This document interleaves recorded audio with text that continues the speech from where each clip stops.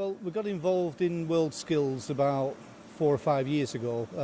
Something that I've been an engineer myself, we try to benchmark our training against national standards.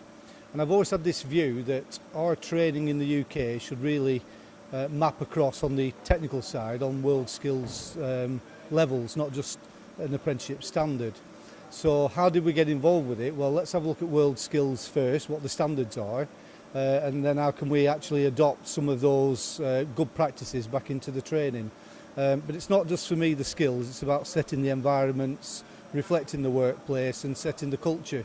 Hence why we've set up this £1.2 million facility that reflects advanced manufacturing. Well, for us it's a good recognition of the type of training we're delivering, but for me it's more important for those young people.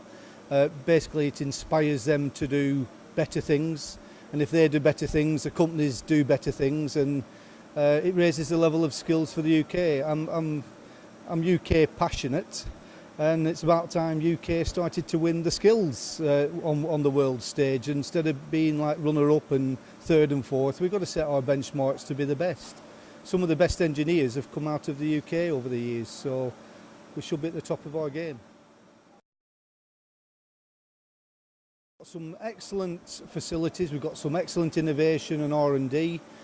The challenge is, and I think the government are looking at that without being political, in terms of the industrial strategy. If we can align the industrial strategy with the needs of the country and the skills, I think we've got the people and the brains and the innovation to actually do it. But we've got to stop changing things quickly. We've got to keep to a pattern, and I think that's one of the challenges I think the UK has, is not trying to reflect what Germany does and everyone else. Let's reflect what we do and do it well and keep to the plan. Hence, we set these facilities up, supported by government, and you can see what we can do. Now it's about being sustainable in terms of the skills that we deliver, and that includes not just the facilities, the trainers. So we've got some excellent trainers with the skills that can utilise this equipment and actually train for the world of work. For me, if you're walking into an environment that's reflective of what you see today here, it's got to inspire even those young people that think they have not got the opportunity to get to university, to higher levels. This, for me, is like a university, but a technical university. And we work with a lot of universities, but how do you raise that ambition for a young person that probably hasn't had the life chances in early years, and to inspire them to say, well, actually, you don't develop at them early years, you actually develop as you go through your career.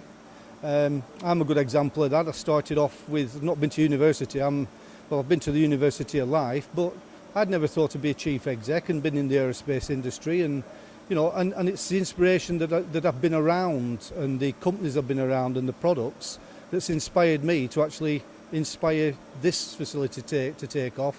So hopefully that reflects back on the learning.